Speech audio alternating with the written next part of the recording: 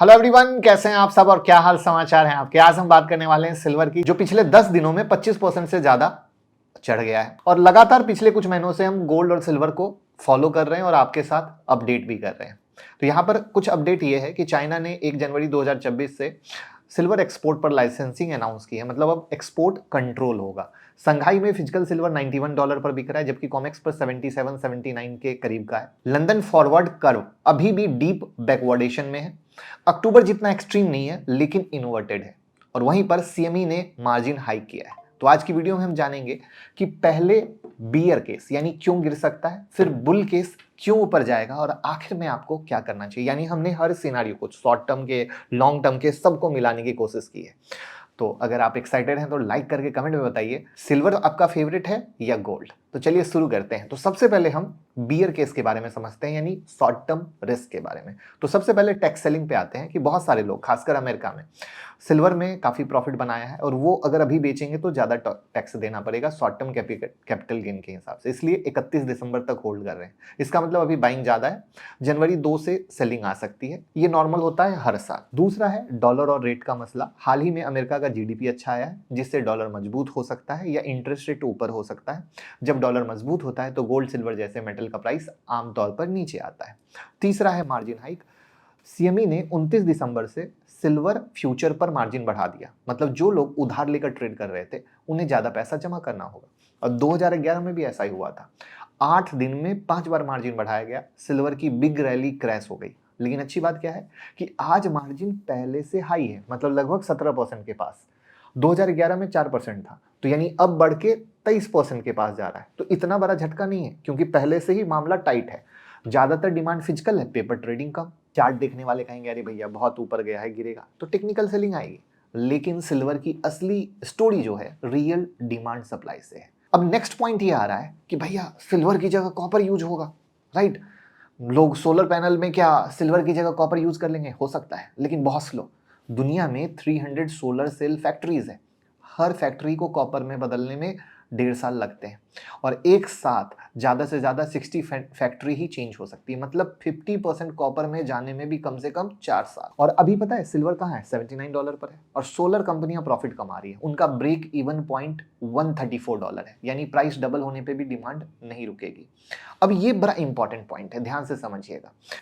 Profit की कहानी को समझिएगा। 2024 में सिल्वर का प्राइस था $28, तो सोलर प्लस इंडस्ट्री का प्रॉफिट आता था $31 बिलियन का, और आज प्राइस कितना है? $79 का। तो इंडस्ट्री का प्रॉफिट गिरकर हो गया $16 बिलियन। इसका मतलब क्या हुआ? सिल्वर महंगा हो गया, लेकिन कंपनी का प्रॉफिट आधा हो गया। नॉर्मली ऐसे में कंपनी बोलती है भाई इतना महंगा रॉ मटेरियल नहीं चाहिए, डिमांड कम करो। लेकिन यहाँ तो उल्टा हो रहा है, प्रॉफिट कम होने के बाद भी सिल्वर की बाइंग तो लगातार चल रही है। अब इस ब्रेक इवन के गेम को समझते हैं, जो 134 पर ऑन्स पे। जब तक सिल्वर $134 पर ऑन्स नहीं पहुंचता है, तब तक industry loss plus survival mode में ही रहेगी। आज सिल्वर $79 है, यानी अभी भी $55 नीचे है। इसलिए इंडस्ट्री के पास चॉइस ही नहीं है, सिल्वर लेना मजबूरी है। आई होप आप समझ पाए होंगे मेरी बात को। यानी उस भाव के ऊपर जब सिल्वर निकलेगा, तब इंडस्ट्री कहेगी नमस्ते जी, अब कॉपर ले आओ। तो इंडस्ट्री ने पहले से एक प्लान भी बना रखा है, सिल्वर महंगी हुई तो कॉपर यूज कर लेंगे। लेकिन प्रॉब्लम क्या है पता है? कॉपर कन्वर्जन अर्जेंट तब होता है जब सिल्वर $125 हो, और अभी सिल्वर 50 से 70% नीचे है उस रेट से। मतलब सॉल्यूशन रेडी है, लेकिन इकोनॉमिकली अभी सेंस नहीं है, और प्रोसेस भी काफी स्लो, इसलिए कॉपर स्विच डिले हो रहा है। तो ये थे पूरे के पूरे शॉर्ट टर्म सिनारियो, कैसे क्या। अब आते हैं सिल्वर ऊपर क्यों जा रहा है। बट अगर नया लगा हो तो लाइक ज़रूर कीजिएगा। अब हम देखते हैं कि भैया चाइना ने क्या किया, सिल्वर को वेपनाइज कर दिया। 1 जनवरी 2026 से चाइना सिल्वर एक्सपोर्ट पर लाइसेंसिंग लगाया। सिर्फ गवर्नमेंट अप्रूव्ड कंपनियां ही एक्सपोर्ट कर सकेंगी। चाइना हर साल 120 मिलियन ऑन सिल्वर एक्सपोर्ट करता है, और ये ग्लोबल सप्लाई का काफ़ी बड़ा हिस्सा है। अब सप्लाई क्या होगी? टाइट होगी। अब समझिएगा बात को। अमेरिका में कॉमेक्स $79, संघाई में $85+, दुबई में $91। एशिया वाले $10 से $14 एक्स्ट्रा दे रहे हैं, क्योंकि उन्हें सिल्वर ही चाहिए। जब फिजिकल प्रीमियम इतना बड़ा हो तो आमतौर पर प्राइस ऊपर जा रहा है। लेकिन लंदन वाले कुछ और चिल्ला रहे हैं। नॉर्मली होता क्या है, आज का माल सस्ता, फ्यूचर का माल महंगा, राइट। यही तो होता है ना। नॉर्मल मार्केट में, लेकिन बैकवर्डेशन में उल्टा होता है। आज का सिल्वर महंगा और कल का सिल्वर सस्ता, मतलब लोग फ्यूचर का वेट नहीं कर रहे, उनको सिल्वर अभी चाहिए। और ये क्लियर सिग्नल है सप्लाई स्ट्रेस का, यानी डिमांड बहुत ज़्यादा है और सप्लाई कम। उसके बाद लंदन का ओटीसी मार्केट। लंदन का जो ओटीसी मार्केट है ना, सिल्वर का ग्लोबल हर्ट माना जाता है और वहां मल्टी डिकेड एक्सट्रीम बैकवर्डेशन चल रही है। मतलब ऐसा सिचुएशन सालों में एक बार आता है। फिजिकल सिल्वर की शॉर्टेज फील हो रही है, बायर बोल रहे हैं कल का नहीं आज का सिल्वर दो, प्राइस जो भी हो। यानी आप जिस सिनारियो में देखो उस सिनारियो में बात सिर्फ आज की हो रही है, कल की नहीं। और कंपनियां भी लॉस में किस रेट पे जाएंगी वो भी मैंने आपको बता दिया। अब तीन मार्केट की कहानी को समझना। लंदन कहाँ है? स्ट्रेस मोड में है, बैकवर्डेशन एक्सट्रीम है, फिजिकल मेटल टाइट है, डिलीवरी प्रेशर है। संघाई मार्केट देखो प्रीमियम मोड में है, वहां सिल्वर महंगी बिक रही है, real buyer, real factory, physical demand बहुत क्लियरली। अब हम आते हैं कॉमेक्स पे, एकदम chill mode, paper contract, future, leverage, roll over. अभी तक टेंशन अगर कॉमिक्स के एंगल से देखा जाए तो ऐसी कुछ दिख नहीं रही है, यानी जहां भी गेम है वो फिजिकल का गेम सबसे ज्यादा है। तो अब प्रॉब्लम क्या है?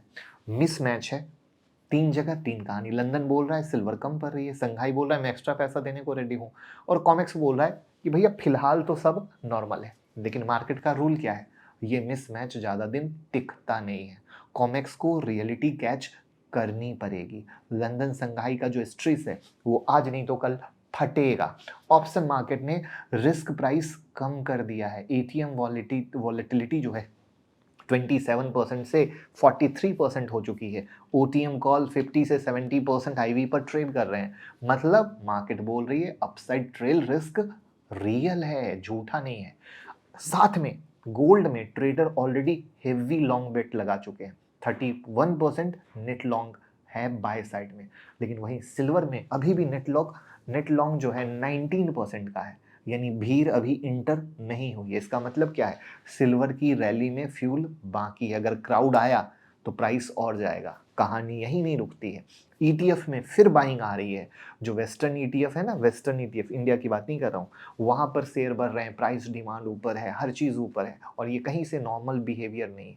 सोलर सब कुछ खा ही रहा है, आपको पता ही है, 25 साल कोई डिमांड ग्रोथ नहीं थी, सप्लाई नहीं थी, और सोलर आया तो फिर कैसे सिनारियो बना? एआई को चाहिए एनर्जी, एनर्जी के लिए अल्टरनेट है सोलर, और सोलर को चाहिए सिल्वर, तो घूम फिर के रियल डिमांड। तो बॉटम लाइन क्या है कि शॉर्ट टर्म जनवरी की अगर हम बात कर लें तो टैक्स सेलिंग, मार्जिन हाइक, मजबूत डॉलर प्राइस से एक प्रॉफिट बुकिंग सिनारियो क्रिएट हो सकता है। इसलिए नया पैसा लगाने की जल्दी करना बेवकूफ़ी होगा। लेकिन हाँ, अगर प्राइस गिरता है तो वो आपके लिए लॉन्ग टर्म का सिनारियो हो सकता है, क्योंकि लॉन्ग टर्म का स्ट्रक्चर मजबूत है। चाइना जो रिस्ट्रिक्शन है, फिजिकल शॉर्टेज है, सोलर बूम है, कॉपर सब्सटीट्यूट्स में टाइम लगेगा, राइट, जो आपको कोई नहीं बताया होगा। तो ये कोई एडवाइस नहीं है बाय सेल का, आप रिसर्च खुद कीजिए। जो चीज़ें मुझे लगती है वो मैं आपके साथ शेयर करता हूँ, जिससे कि आप पूरी पिक्चर समझ सको। और इसी चीज़ के लिए आप हमारी यूट्यूब मेंबरशिप भी ज्वाइन कर सकते हो, जहां बुलियन, स्टॉक मार्केट, हर चीज़ के बारे में बहुत डिटेल में बताते हैं, बहुत कम प्राइस में। यहाँ तक कि अगर आप हमारा मोबाइल ऐप डाउनलोड कर लोगे, मुकुल अग्रवाल से एंड्रॉयड और iOS दोनों पर है, तो यहाँ पर आपको बहुत सारी लर्निंग वीडियो मिलती है फ्री में। जितना ज़्यादा यूज़ करते हो कॉइन मिलता है, उस कॉइन से फ्री में मेरे पेड कोर्सेज भी ले सकते हो। तो अनलिमिटेड बेनिफिट है, बस सीखते रहो, आगे बढ़ते रहो, किसी के टिप्स पे मत जाओ। और जो चीज़ बताया हूँ उसके लॉजिक को 2 बार 4 बार समझने की कोशिश करो, तो शॉर्ट टर्म, लॉन्ग टर्म, कहाँ पे क्या कहानी बन रही है, हर एक पिक्चर अच्छे से क्लियर हो पाएगी। और वीडियो को शेयर कर दीजिएगा। Thank you.